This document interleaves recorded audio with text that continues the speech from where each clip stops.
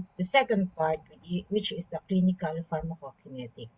So here we will discuss the application of the clinical application of what we have just discussed in a while ago. So just to recap, we talked about the four pharmacokinetic processes: absorption, distribution, metabolism, and excretion, and the factors that affect each process. Now, so we said that the rate of absorption will depend on the rate by which the drug reach the systemic circulation. So that the end point of absorption is when the blood can be detected from the systemic circulation. Okay. Now, so we said that the diffusion or the movement of drug from, the absorption, okay, doesn't happen in all routes of administration. So drugs which are given parenterally directly to the vessel will reach the systemic circulation without requiring the absorptive process. However, absorption would be required for all the other routes of administration. And we have discussed the different factors that affect absorption. For orally administered drugs, absorption would take place in the small intestine. Okay? Majority would be absorbed in the small intestine. Of course, there are also some that would be absorbed from the stomach, but not as much as that is absorbed in the small intestine. We also discussed the process of distribution.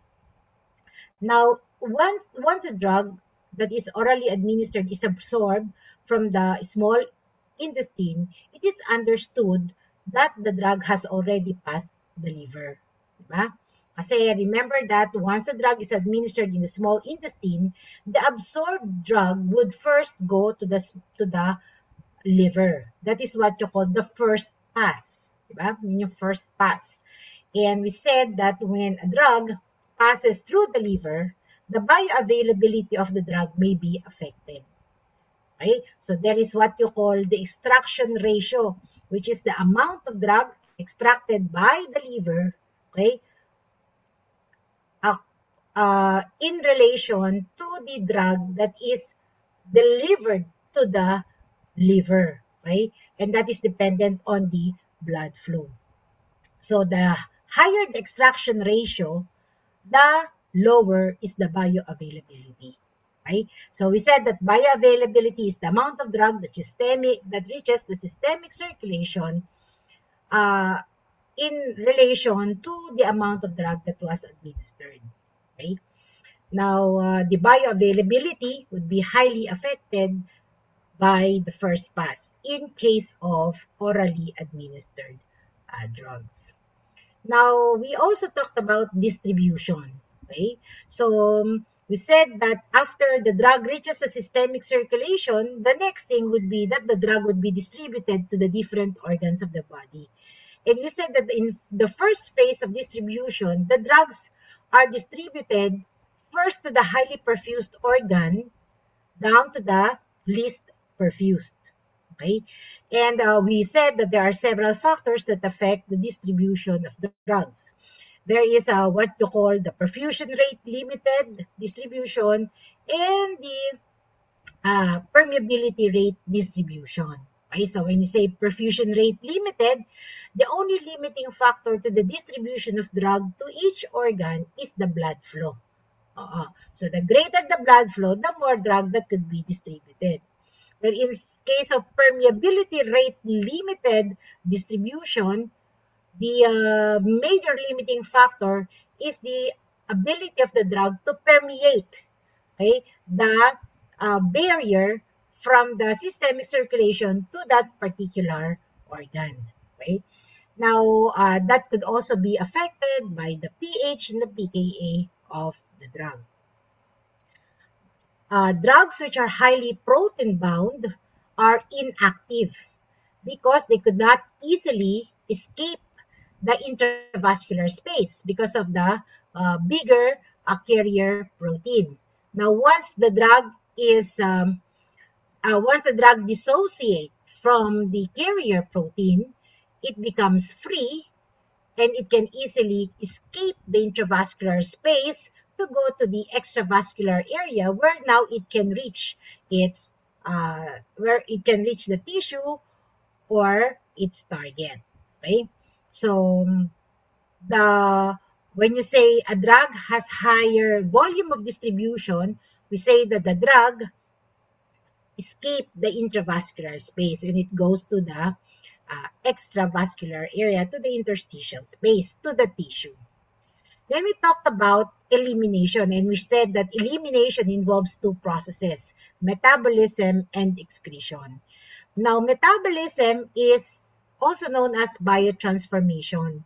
And the organ where metabolism uh, mostly happen is in the liver. We said that metabolism involves um, two phases. We have the phase 1 and phase 2 metabolism.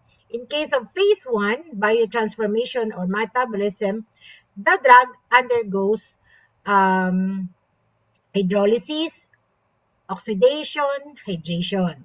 Now, phase 2, on the other hand, undergoes conjugation. So, the drug would be conjugated to either to a glucuronide, to sulfate, to other substances, making it more water soluble. Now, the end point of metabolism is to make the metabolites more water soluble so that it can be excretable. So that is the main purpose of metabolism. However, there are instances when biotransformation would make the drug more active, as I've said, in case of prodrugs.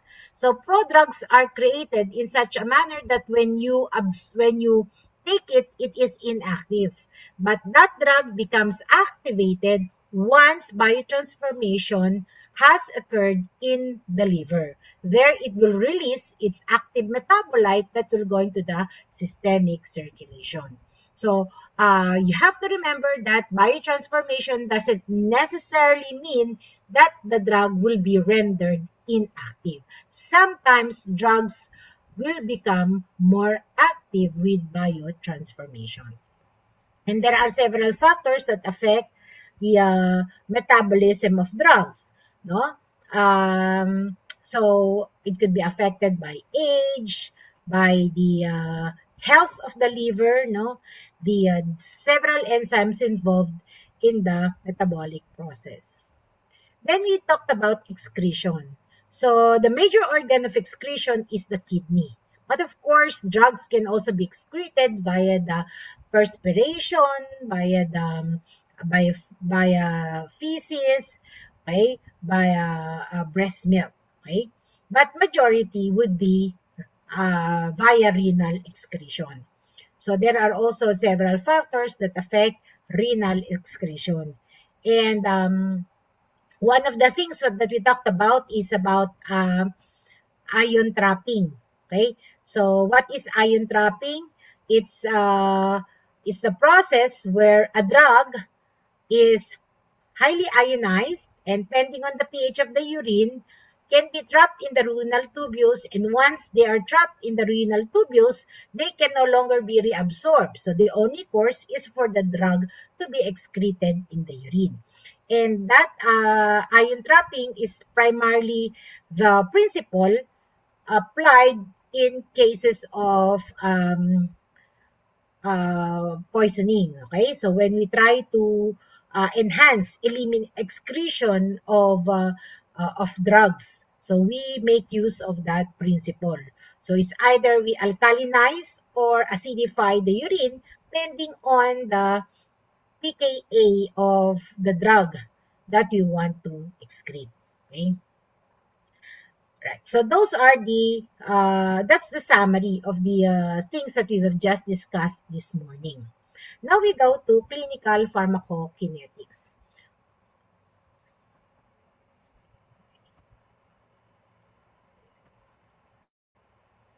Yan. So the primary pharmacokinetic processes and the relevance for designing dosage regimen include the following. So we talked about the volume of distribution of the drug, the clearance, and bioavailability. So the volume of distribution and the clearance can be used to compute for the half-life of a drug. And this will determine the frequency of drug administration. And then, clearance and the bioavailability are used to determine systemic exposure. So this tells us how much of the drug remains in the plasma. Okay, so this will tell us how much drug we need to give the patient, right? Depending on the targeted plasma concentration. And the targeted plasma concentration is the concentration that we think would be therapeutic for the patient. Okay? So these are the primary pharmacokinetic parameters: clearance, volume of distribution, and bioavailability. So we talked about bioavailability, we talked about apparent volume of distribution, then we go clearance. So clearance, it reflects the drug eliminating capacity of the body. Okay? Such that we say, so it reflects the drug eliminating capacity. So it talks about elimination. And we said that elimination involves two processes: metabolism and excretion. That's why when we talk of clearance, we talked about liver clearance or hepatic clearance, and we talked about renal clearance. Okay? Yan. So, these are the variables affecting the primary pharmacokinetic parameters. No? So, as we said, what are the variables that affect the rate of absorption? So, the blood flow at the site of absorption, diba? So, that's why we said that that majority of drug would be absorbed in the small intestine primarily because it has the greatest absorptive surface. It has the greatest blood flow compared to other parts of the gastrointestinal tract. How about bioavailability? So this is the amount of drug that ultimately reaches the systemic circulation, and this will be affected by gastric emptying. We said that if there is rapid gastric emptying, more drug reaches the small intestine. So that would mean a better absorption. But it's a different story when we talk about diarrhea. When you talk about diarrhea, that means there is rapid rate of movement of drug in the intestine. And when there is diarrhea, the absorption is less because there is less contact time to the absorptive surface of the small intestine. Bioavailability may also be affected by the secretion of acid in the stomach and hydrolytic enzymes in the bile and intestinal motility. So you have there gastric emptying and intestinal motility. The effect on the bioavailability is different. Okay? Yan. Then we go to hepatic clearance. So the hepatic clearance is affected by hepatic blood flow. Okay, so the greater the blood flow, the greater would be the amount of drug that would flow to the liver per hour. And if the blood flow to the liver is impeded in case of, say, any obstruction to blood flow to the liver, that could reduce the clearance. Another factor that affects hepatic clearance is the binding.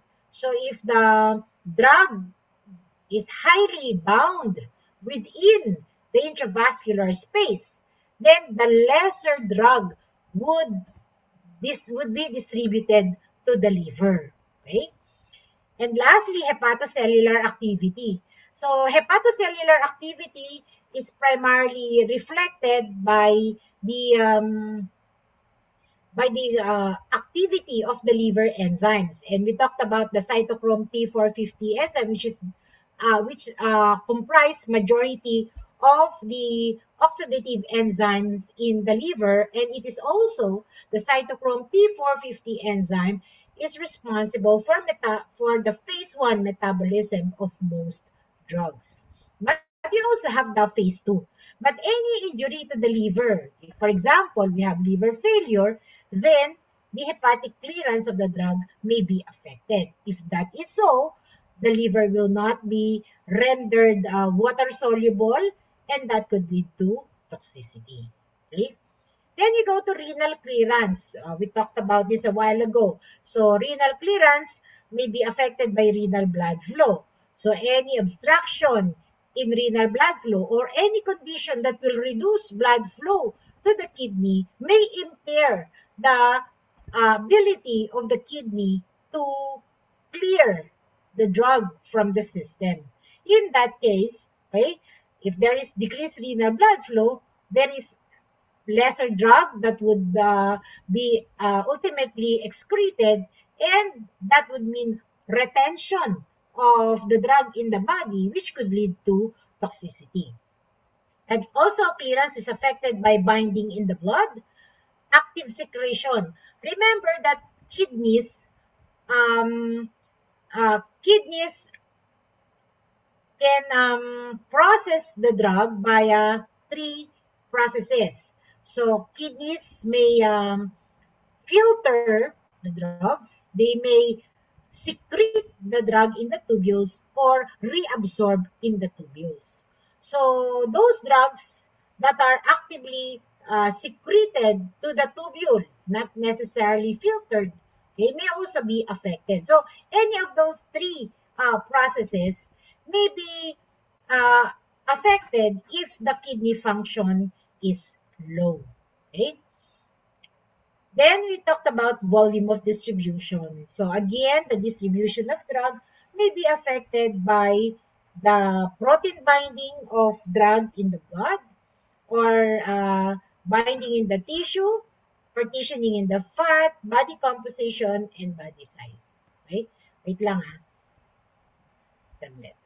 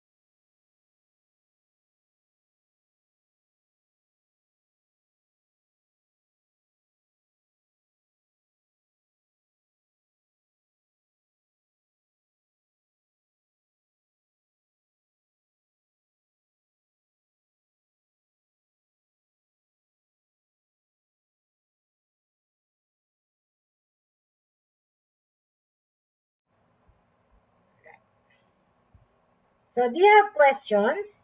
If you have question, you can simply, if you do not want to speak out, you can simply type your question in the chat box. Okay. So again, what is clearance? When we say clearance, it is the volume of plasma that is cleared of the drug per unit time. Again, it's the volume of plasma cleared of the drug per unit time. So it relates the rate of elimination with the drug concentration. Okay? So clearance is equal to the rate of elimination over the drug concentration. So so clearance is equal to Q. It refers to a big letter Q refers to blood flow times the extraction ratio. We talked about this in the liver. So this is hepatic clearance. So hepatic clearance is equal to the blood flow times the extraction ratio. So it refers to how quickly the concentration of drug declines in the body. So that the fractional rate of elimination um, is represented by the small letter k. So when you see a small letter k, it is equal to the clearance over V, which is the volume of distribution. Okay? So, in hepatic clearance includes biliary excretory clearance and hepatic metabolic clearance. But we're only going to use this. So, madali lang i-compute yung hepatic clearance.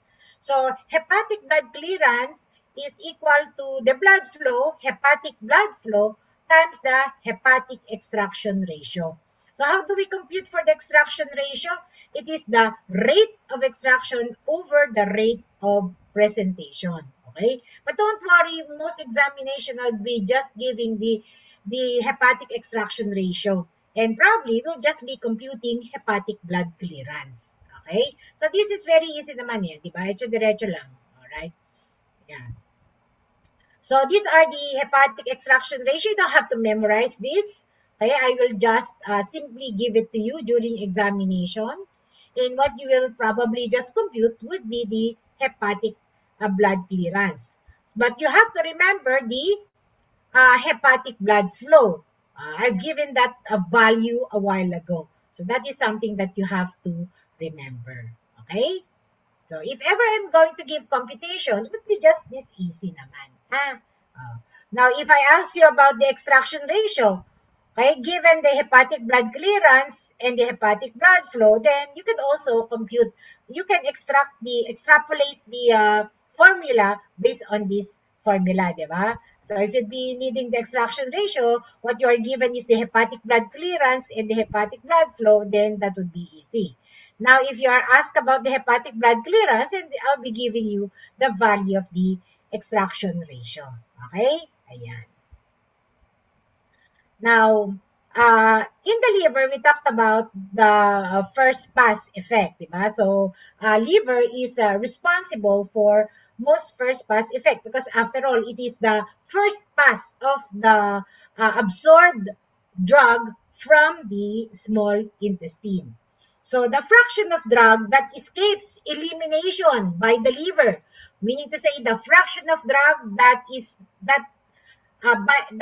not extracted by the liver is now the upper limit of oral bioavailability, such that the maximum oral bioavailability is 1 minus the hepatic extraction ratio.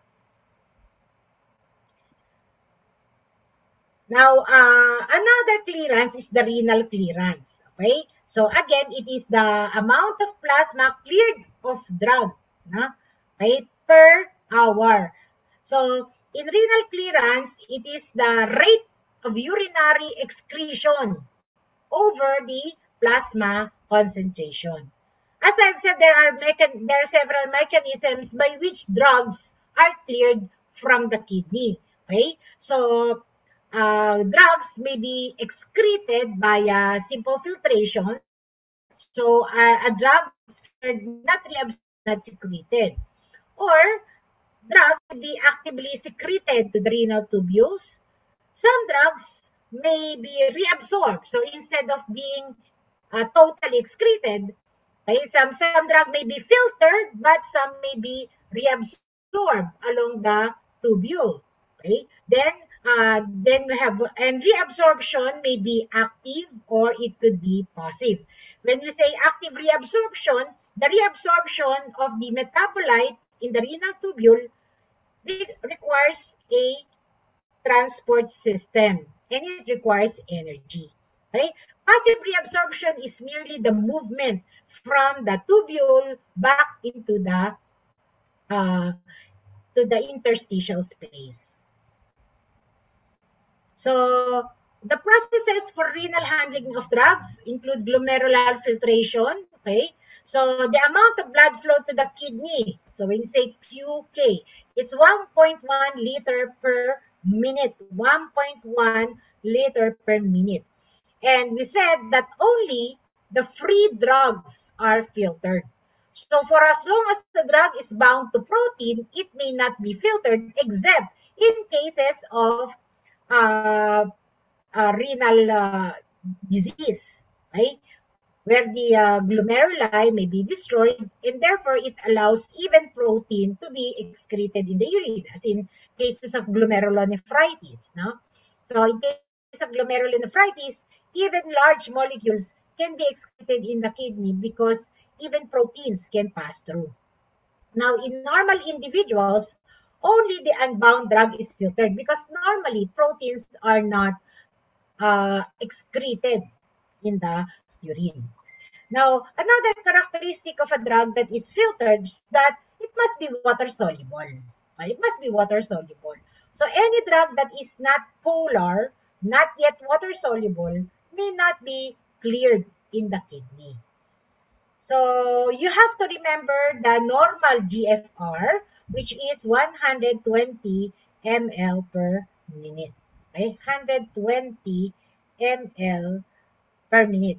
Okay, glomerular filtration rate is different from blood flow. 1.1 liter per minute is the amount of blood that flows to the kidney, while the GFR is the filtering. Okay, it's 120 ml per minute.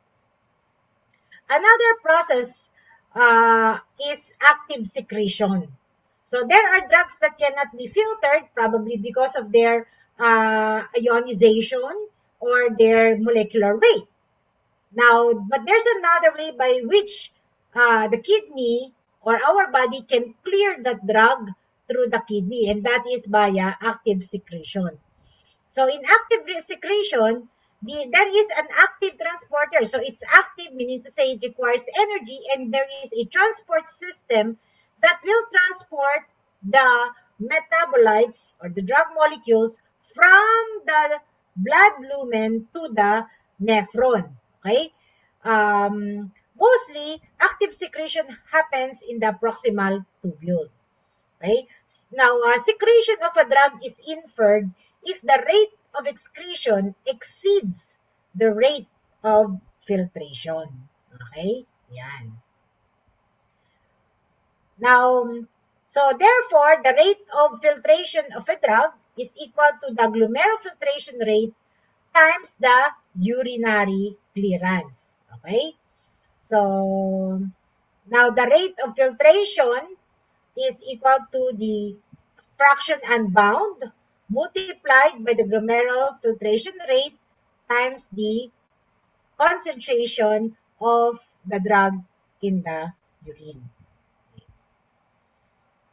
Another way by which drug may be cleared from the kidney is by uh, uh, another mechanism that affects, rather, not by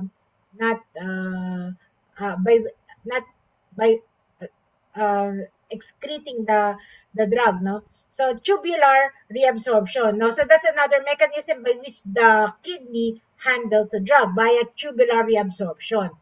So in tubular reabsorption, the drug that is filtered or secreted in the tubular lumen may be reabsorbed, okay? And this will be taken back to the interstitium or uh, to the circulation.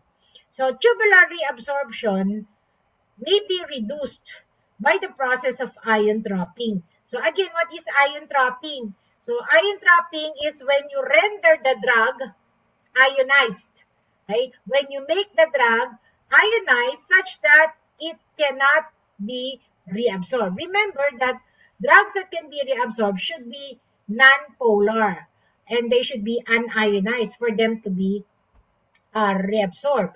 But once the drug becomes polar, they are charged, then they cannot be reabsorbed. So that is the principle of ion trapping. Okay? So say for example, there is overdose of drug on the patient, and the drug is say acidic, on the acidic side.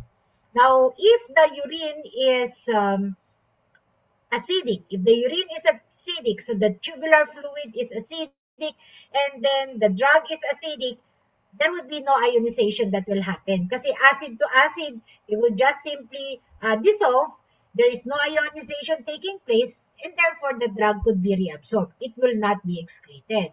However, if we alkalinize the urine, okay, and the drug that we want to excrete is acidic, so acidic and then what do we do with the urine? We'll alkalinize the urine. So an acidic drug and an alkalinized urine, that will cause polarization to happen. So the that will, so when the drugs become ionized, they are not reabsorbed.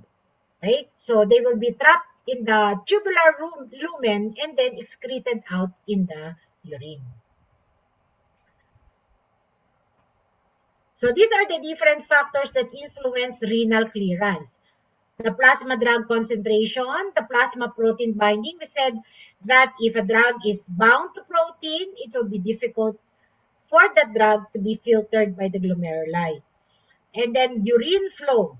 Okay, and urine flow affects mostly those drugs which are reabsorbed.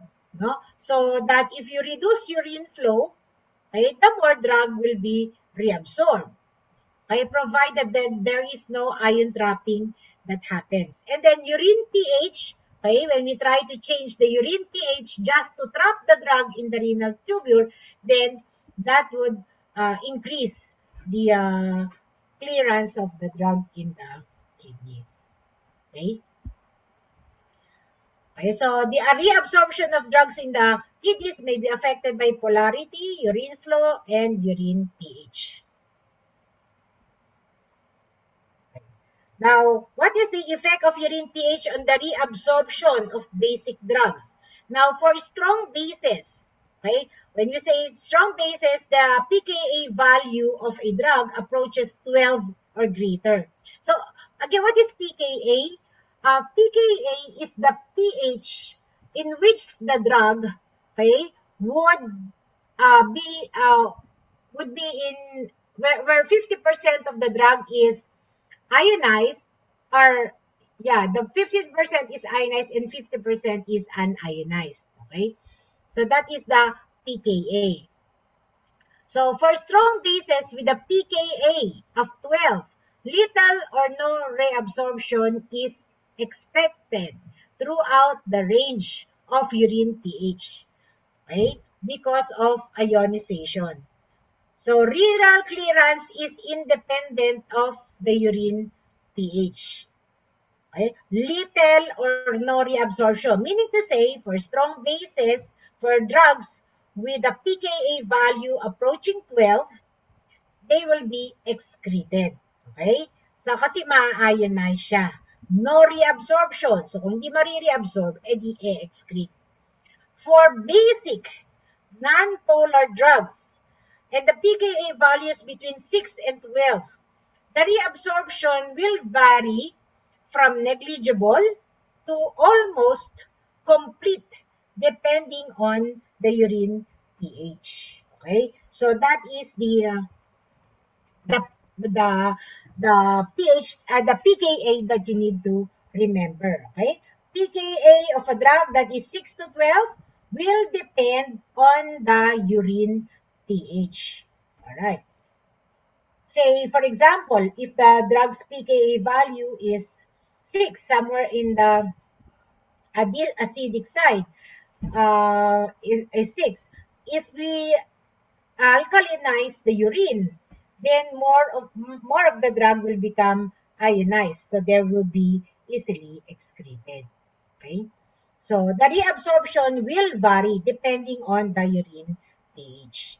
Pero for strong bases, regardless of the urine pH, no reabsorption will happen.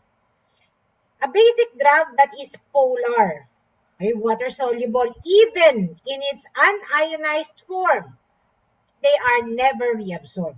Because when you say polar, they attract water. Okay? So they are water soluble. So they are not reabsorbed, regardless of their degree of ionization. So a perfect example of the drug is gentamicin. So this drug is never reabsorbed in the kidney. So it is excreted in the kidney. Okay? A very weakly basic non-polar drug whose pKa is 6 or below is extensively reabsorbed. Why is it reabsorbed? Because it is non-polar. So it is not purely water soluble, so it can easily cross the membrane. Kasi kung siya lipid, di ba? So non-polar siya, unionized. So it could easily cross the membrane. Okay? So they are extensively reabsorbed at all values of urine pH. Its renal clearance, therefore, is very low. Okay? So these are basic principles that you need to remember, no? Now, okay.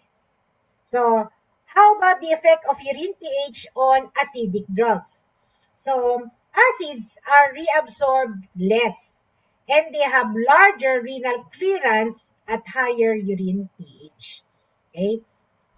So, an acid with a pKa of 2 or less is completely ionized at all urine pH and is not reabsorbed. Okay? They are not reabsorbed kasi they are completely ionized. Therefore, what will happen? It will be excreted. So, renal clearance is high regardless of the urine pH. How about very weak acid? A very weakly acidic drug with a pKa of 8 is mostly in the unionized form. Okay? So if they are unionized, they can be reabsorbed and therefore renal clearance is low. And it is insensitive to urine pH. A good example is phenytoin. For non-polar acids, pKa lying between 3 and 7.5, the renal clearance would now be dependent on urine pH. Okay? So, if, say, for example, the pKa is 4, well, what do we do to enhance renal clearance? We acidify or we alkalinize? We alkalinize because the pKa of the drug is somewhere in 4. Okay? But if the pKa of drug is around 7.5, better to alkalinize if we are to enhance the excretion of the drug. Okay? So how do you render a substance non-polar? So acid to acid, base to base. If you want it polarized, more polar, then acid to base, okay? And or base to acid. So weak acids and bases showing pH-sensitive reabsorption are generally flow rate dependent. That is in the kidney. Okay? Majority of drugs that is being cleared of the kidney is flow rate dependent. Okay? Perfusion rate limited. So forced diuresis and urine pH control can be used to eliminate or excrete certain drugs. So forced diuresis, now when you say forced diuresis, you increase urine production. As we increase urine flow, then more drugs can be eliminated. So forced diuresis, however, can be utilized to enhance excretion of the drug for those drugs whose major route of drug elimination is the kidney. Then you can do forced diuresis. But you cannot do this, of course, if the drug is primarily eliminated via the liver. Okay?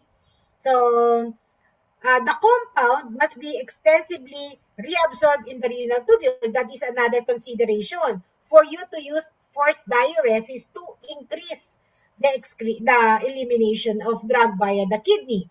So, in order for the drug to be excreted, okay, the primary mechanism by which the kidney handles the drug would be reabsorption. Because if the drug is not reabsorbed, then even if you don't do forced diuresis, that drug would simply just flow to the tubule and then excreted in the urine. So this would only be applicable for drugs which are extensively reabsorbed in the renal tubule. Because once you force the diuresis, you increase urine flow. There will be less contact time for the drug and the lining of the renal tubule. The lesser the contact time, the lesser time for reabsorption to happen. Okay? So that's the principle for forced diuresis in enhancing the excretion of drugs that are mostly reabsorbed in the tubule. Now, if the reabsorption of a drug is pH sensitive, forced diuresis alone, pH control alone, or combination of both may be of value. Okay? So these are ways by which we can enhance the clearance of a drug. Forced diuresis or via pH control. So pH control, the principle there is ion trapping. Okay? Yan. So, in essence, the formula for clearance is equal to S. S stands for the salt form of the drug. Most of the time, it is not given. So, if it is not given, it is understood that it is 1. Okay? Multiplied by the bioavailability. Capital F stands for bioavailability. Times the dose. Okay? The dose per unit time over the steady state plasma concentration. This is how we compute for the clearance. So for pharmacokinetics, you expect that there will be problem solving in the examination. Okay? So that during examination, you will be required to use calculators. Okay? Or you may use calculator, but if you want, you can also compute on your own. That's not a problem. Now, for calculators, you are not allowed to use calculators. You are not allowed to use scientific calculators because our computation is merely algebraic expression, ratio proportion lang naman, extrapolation of formula. So, a simple calculator will do. Okay? O pwede rin scientific calculator, basta, sige, pwede na rin scientific calculator. Anyway, during major examination, we will be face-to-face, no? Okay.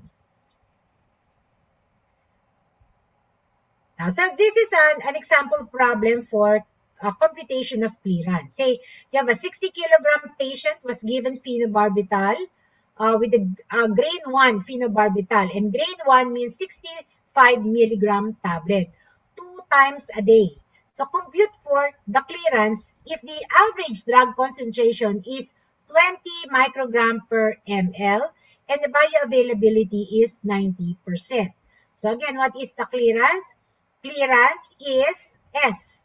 It was not given. The salt form of the drug is not given. So it's understood 1. Multiplied by the bioavailability. So the bioavailability is 90%. So that is 0.9. Multiplied by the drug dose per unit time. So if it is 65 milligram 2 times a day, so that's 130 milligrams in 24 hours. Over the drug concentration. So 20 microgram per ml. We have to make all units uniform. So we can convert the microgram per ml to milligrams per liter. And it will just be the same. So 20 microgram per ml is the same as 20 milligrams per liter. Okay? And then you just solve. Multiply and then divide. So that the clearance is 0.24 liters per hour. So if we are going to divide it by the weight of the patient, that would be 0.005 liters per kilogram per hour. And if it is in minute, it would be 0.008 ml per kilogram per minute.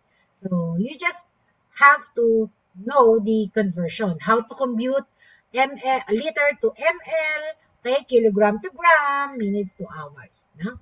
Okay. I'm sure you still know that. Now, fraction excreted and changed. So the fraction excreted and changed in the urine may be computed based on the renal clearance over the total clearance. Okay? So, say a drug is cleared via the kidney via the liver. So the fraction that is excreted and changed will depend on the renal clearance divided by the total clearance, okay? Or the ratio of the renal clearance to the total clearance. Kasi, as I've said, there is still what you call the hepatic clearance, no? Ayan. Alright. Now we go to another concept in pharmacokinetic, which is the which refers to the rate by which a drug may be eliminated after a single dose has been given. Okay? In first order kinetics, okay, a constant proportion of the drug in the body is eliminated per unit time. Okay? So, when you say single dose, okay, say for example, you took a drug, say paracetamol today. So, you want to know how long that drug stays in the body, or how long will it take for that drug to be totally eliminated out of your system. So, you first have to know whether that drug follows a first order kinetic, or a second order or zero order kinetic. So when we say first order kinetic, a constant proportion of the drug in the body is eliminated per unit time. Constant proportion. When you say constant proportion, constant percentage or fraction of the drug is eliminated per unit time. Okay? So, here, we introduce the concept of true half-life. So, when we say half-life, it is the time, okay, by which the concentration of the drug would be reduced to 50%. In first-order kinetic, the half-life of a drug is a constant value. It does not change. So when you say a drug follows first-order kinetic with a half-life of 8 hours, so that means every 8 hours, the concentration of the drug in the body declines by 50%.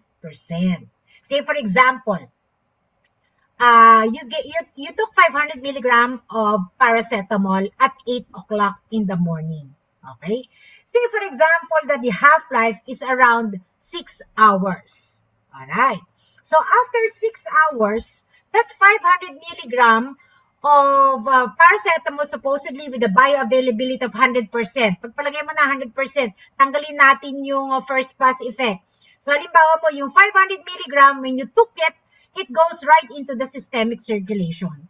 But after 8 hours, that 500 milligram plasma concentration will be reduced to 50%. So the 500 will now become 250 milligram in your system. After 8 hours, that 250 milligram will then decline by another 50%. So from 250, after 8 hours, it becomes 125. And then after 8 hours, that 125 will decline by 50%. So that's what we're saying about first order kinetic. Constant proportion. It's not a constant amount. It's proportion. Percentage of the drug that is present in the system. Okay? Yan.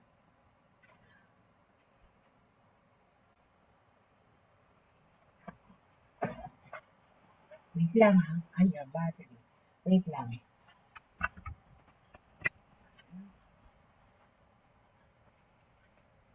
Ayan. So, this is an example. So, a patient was given drug X with a half-life of 7 minutes. This means that if this drug follows first-order kinetic, 50% of the drug is eliminated every 7 minutes. So, from initial drug concentration of 0.2 milligram per ml, only 0.1 milligram would remain after 7 minutes. And after another 7 minutes, that 0.10 will decline by 50%. Okay? So after the third half-life, only 0.025 milligram per ml will remain, and so on. Okay? Yan. So, So again, how do we compute for the half-life? So again, half-life is the time it takes for the blood concentration to go down by 50%. So we compute the half-life. If the half-life is unknown, I say for example, there is a problem there that says 500 milligram was given at 7 o'clock in the morning, and by about 10 o'clock, the plasma concentration is already at this point. So compute for the half-life. So how do we compute? So half-life is the constant 0.693 over K, which is the elimination rate constant. Okay? Capital K stands for elimination rate constant, and it is equal to the clearance over the volume of distribution. Okay, again, so half-life is 0.693 over the elimination rate constant, okay, which has a symbol of a capital letter K. So elimination rate constant, on the other hand, has this formula. It is the ratio of the clearance over the volume of distribution. So if we're going to uh, replace the constant into clearance over volume of distribution, half-life can be computed based on the following formula. 0.693 times the volume of distribution over the clearance. Okay? Liwanag? So, we just simply extrapolated this. So, this capital K is converted to clearance over volume of distribution. So, it will become like this, di ba? So, you have to review your algebra, no? So, this is half-life. So, okay, so remember again, half-life is 0.693 over the elimination rate constant, which is 0.693 times the volume of distribution over clearance. Okay, so sample problem. So compute for the half-life of phenobarbital. If the clearance is 0.24 liters per hour and the volume of distribution is 0.5 liters per kilogram in a 60 kilogram individual. So half-life would be, okay, sabi natin, 0.693 times the volume of distribution, 0.5 liters per kilo in a 60 kilogram, over the clearance, which is 0.24 liters per hour. So I must multiply and then divide, then you have it. So the half-life is 86.6 hours. Ay, mali itong computation na to, ha. Huwag nyo na nga pansinin yung therapeutic half-life na yan. Ha? So, mali yan. Ha? So, this is the half-life. 86.6 hours. Ayan. Now, the fraction of those remaining. So, if the drug is excreted, so the question is, how much of the drug remains? So, the fraction of those remaining is equivalent to 1/2 raised to the n power. Okay? So, it is the fraction of the dose remaining in the reservoir per unit time relative to the number of half-lives. Kaya yan 1/2. How many half-lives have passed? No? Raised to the n power. Okay, so n will represent the number of half-lives. So that would be the fraction of those remaining. So mean residence time is the average time a drug stays in the body. And it can be computed using the formula 1 over the elimination rate constant. So mean residence time is equal to 1 over the elimination rate constant, which is, again, what did we say about the elimination rate constant? Here is the formula. Clearance over the volume of distribution. Okay? Ayan.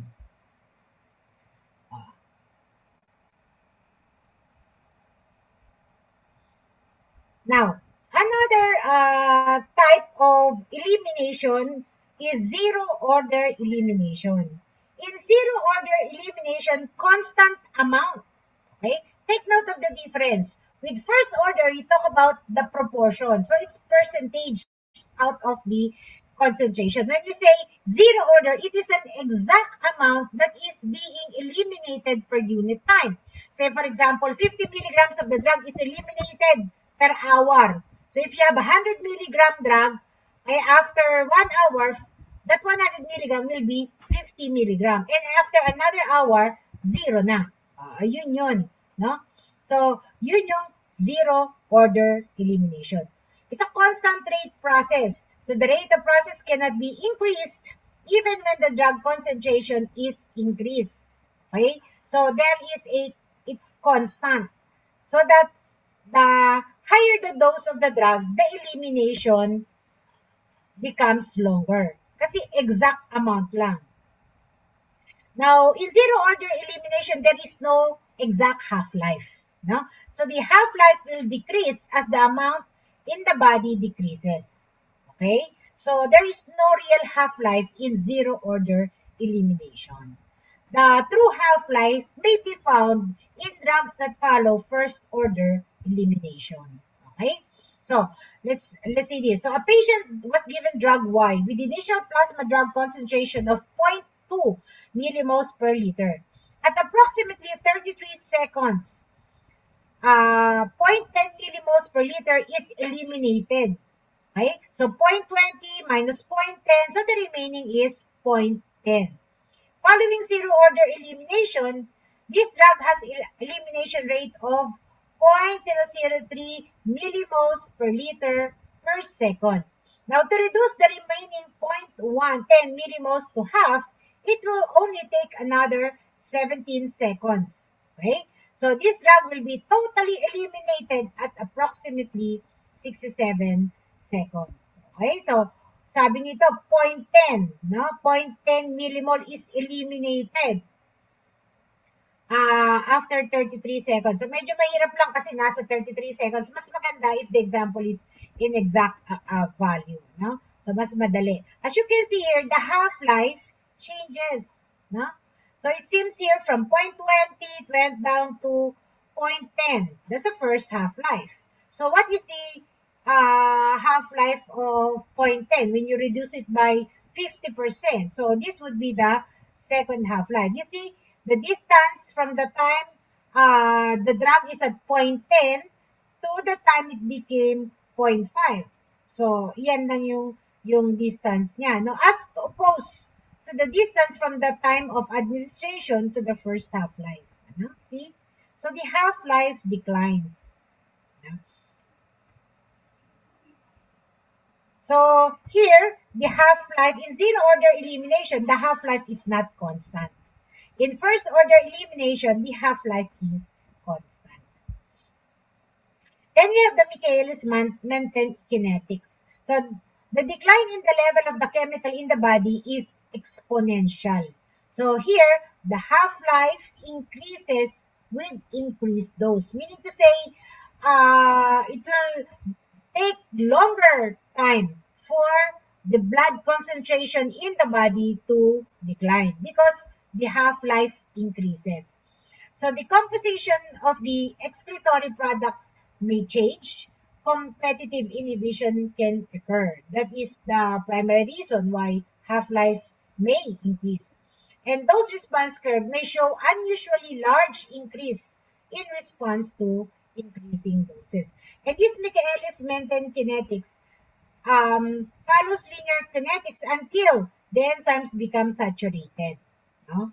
So this usually happens in case of poisoning or toxicity when very high level of drug was administered. Okay? Yan. So drugs that undergo Michaelis-Menten kinetics are the following drugs. So that you have to be very careful when giving this drug. The dosage, okay, should be at a certain therapeutic dose. You should maintain a certain therapeutic concentration in the blood. Otherwise, okay, it will take a while before the drug may be eliminated, and that may cause toxicity. Now we go to continuous dose and multiple dose kinetics. Now there are certain instances when drugs are to be given continuously, and that is most of the time. Say, for example, when you take antibiotic, when you take antibiotic, you are supposed to take that antibiotic continuously, multiple doses, di ba? To maintain a certain plasma concentration.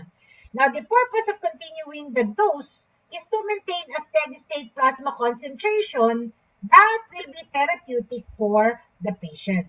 So when you say continuous dose, same amount of drug is given, okay, every same interval.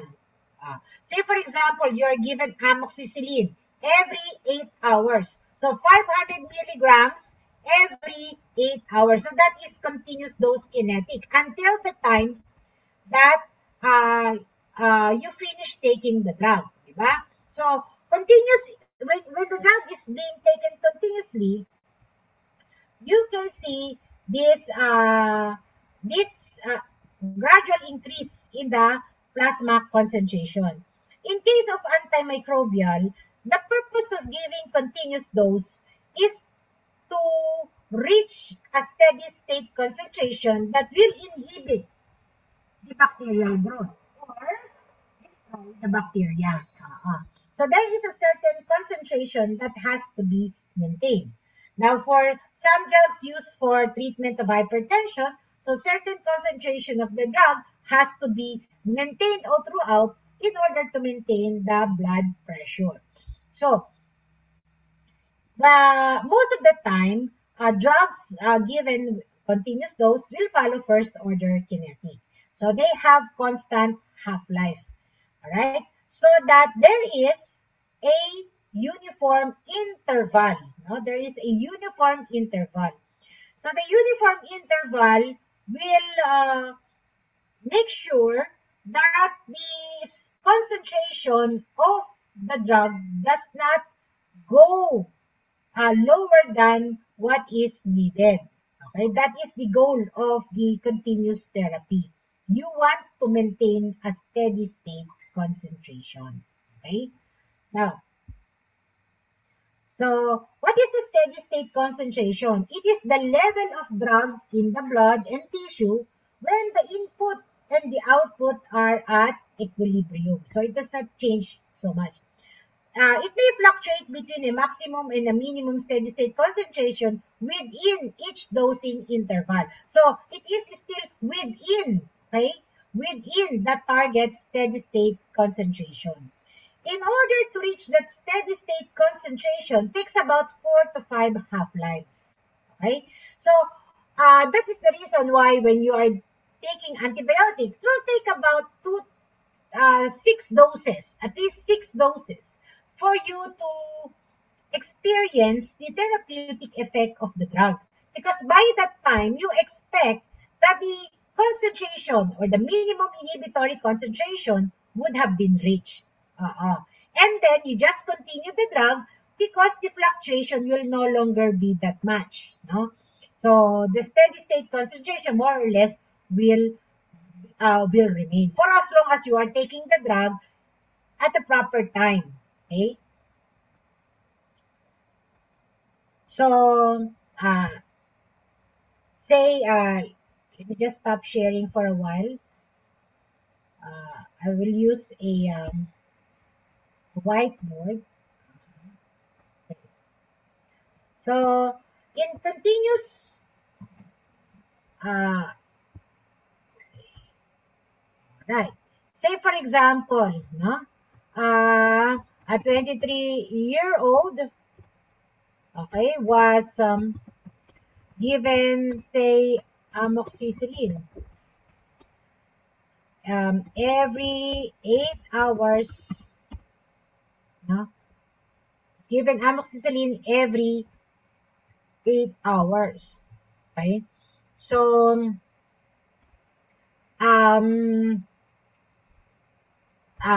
was given amoxicillin 500 milligrams every 8 hours. So, at the first dose, so if you have the first dose, okay, say for example 100% bioavailability, the plasma concentration may be at 500 milligrams, say, per liter.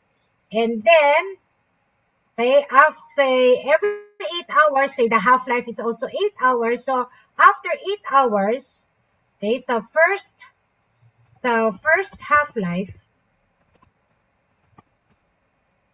okay, the dose would become, okay, after first half-life, uh, plasma concentration will be at 250 milligrams per liter. So here you will add, so and then so the patient will again take the second dose. So you have the second dose, so that will be 250 plus the second dose, which is 500 milligrams. Okay, so that will give us 750 milligrams per liter. No? And then after the second half-life, that 750 will become 375. Diba? And then we will now give the third dose.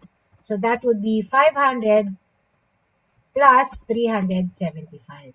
Okay? So that's how it goes, no? So you just have to continue that, no? Third dose, and then until such time that when you reach the sixth dose, you will see that uh, 90 to 99% of the plasma drug concentration has been reached, which means about the 500 milligrams per liter. So at first half-life, 50% of the drug goes down, and then after the second half-life is 375 out of the 500 milligrams, diba? So, so that's how we compute the half-lives and the concentration afterwards. Okay? So the dose and then half-life, then you add the second dose, and then the next dose. Okay? So that's how you do it. I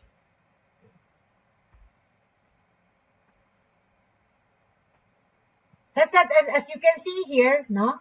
So the plasma concentration, the initial dose, it goes up, and then 50% goes down to 50%, and then you give the next dose, the concentration goes up, but after 50%, that concentration will go down again by 50%, and then you give the next dose, okay? This is the third dose, and then this will be the third half-life, okay? Almost reaching the 100% steady state concentration. So this is the multiples of half-life. So after first half-life, second, third half-life, so at around the fifth half-life, we have already reached about 99%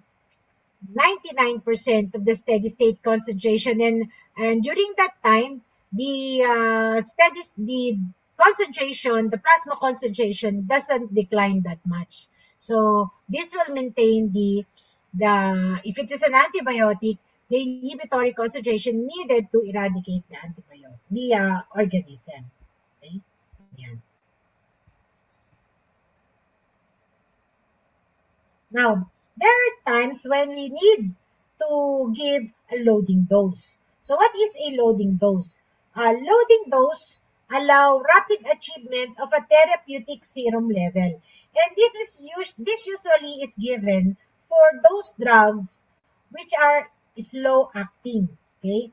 So that the initial dose would reach a high plasma concentration. Okay? And this will not go down very fast, so that the second dose given now will be at a lower dose. Okay? So the purpose of loading dose is simply to get a higher plasma concentration in order to reach the steady state concentration much easier. So how do we compute for the loading dose? So the loading dose is computed based on the volume of distribution of the drug multiplied by the target plasma concentration divided by the bioavailability and the salt form. Now, sometimes you will see in some textbooks that the loading dose is simply the volume of distribution times the plasma concentration, provided that the bioavailability is 100%. So you don't have to put all of this, no? If a drug is given intravenously, then obviously the bioavailability is 100%. So that will be 1. So most of the time you will see that the formula for loading dose doesn't have any denominator. Oo. Parang volume of distribution multiplied by the plasma concentration. Okay? So that's how you compute the loading dose. So the plasma concentration is the target plasma concentration that you want to achieve. Okay? All right. So example, you have a 15-year-old, 40 kilogram female diagnosed with seizure disorder.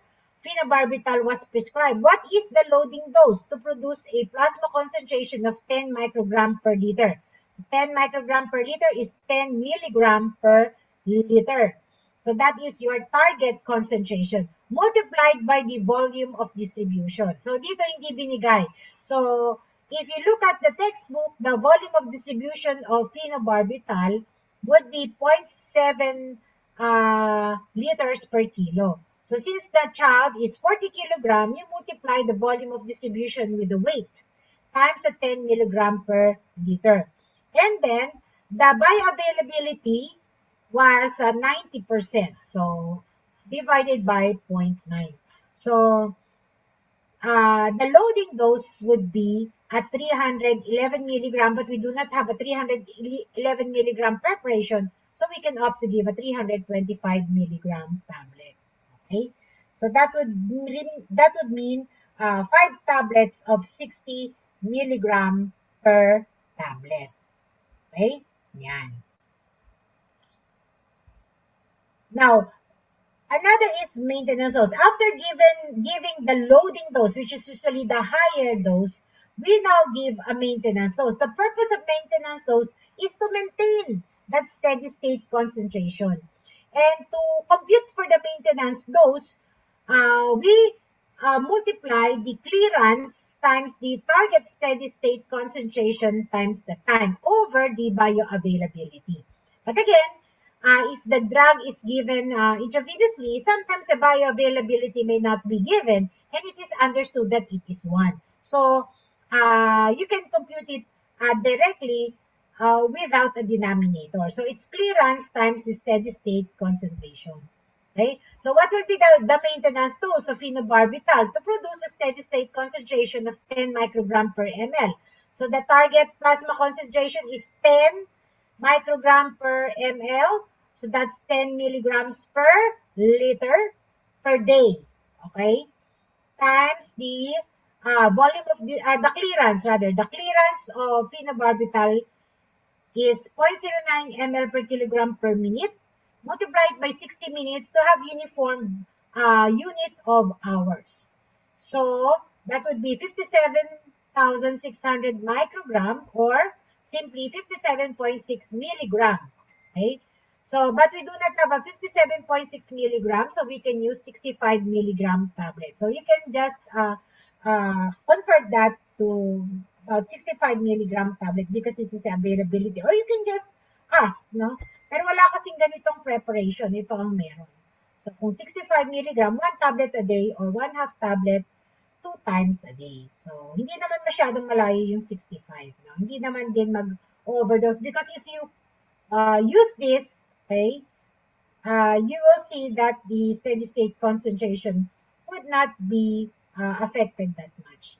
Almost nasa 10 point something lang din naman yan. Okay? You can just recompute it using the 65 and then check for the steady state. Okay? So that's the end of the lecture. Now, again, I will upload that so you will take note of all the formula. Okay? So please take note of the formula.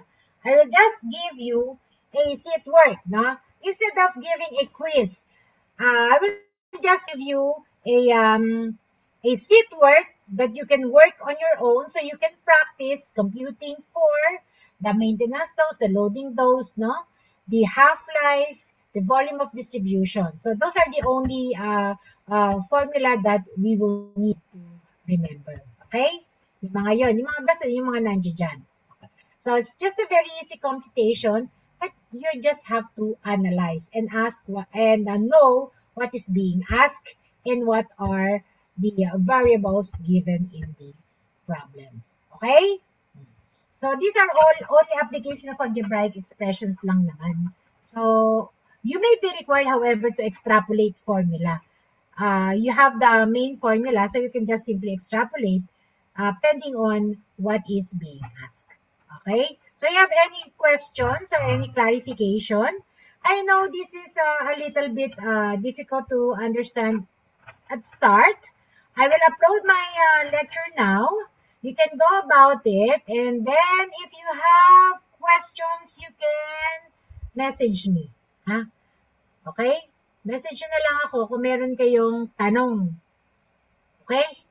And then, after I have given the seat work for all the sections, I will give the right answer.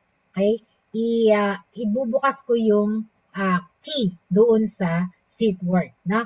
So, expect that the seat work will be mostly computation. Kaya hindi na ako magkuquiz. Kasi pagka-quiz time-bound, first time lang ninyo itong makita, so baka medyo magtatagal kayo. So, okay lang sa akin mag-seat work.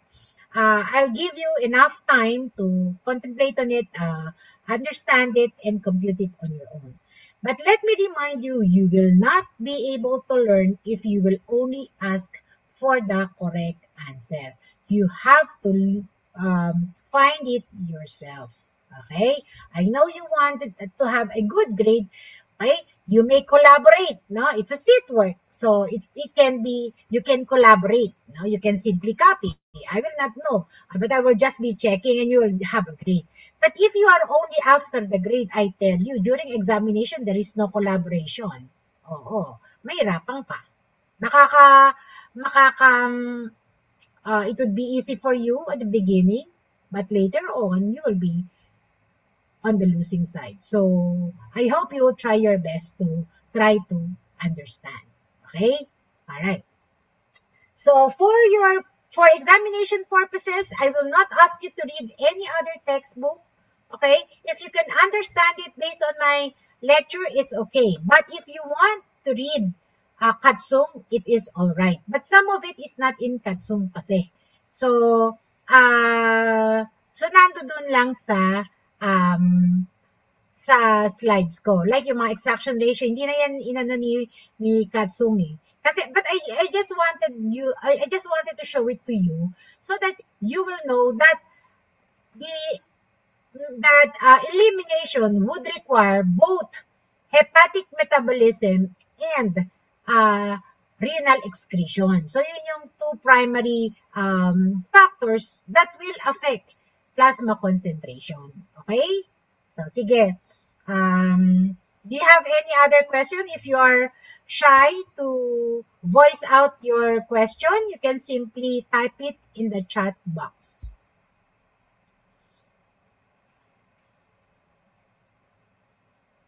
Okay? Meron ba? Kung wala, we will end here. Alright? We will end here. You can read on your own.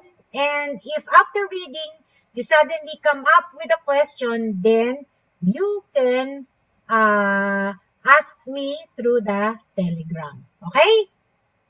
Liwanag? Alright. So if you don't have any more questions, alright, I will now upload the PowerPoint in the Moodle. Okay? So bye!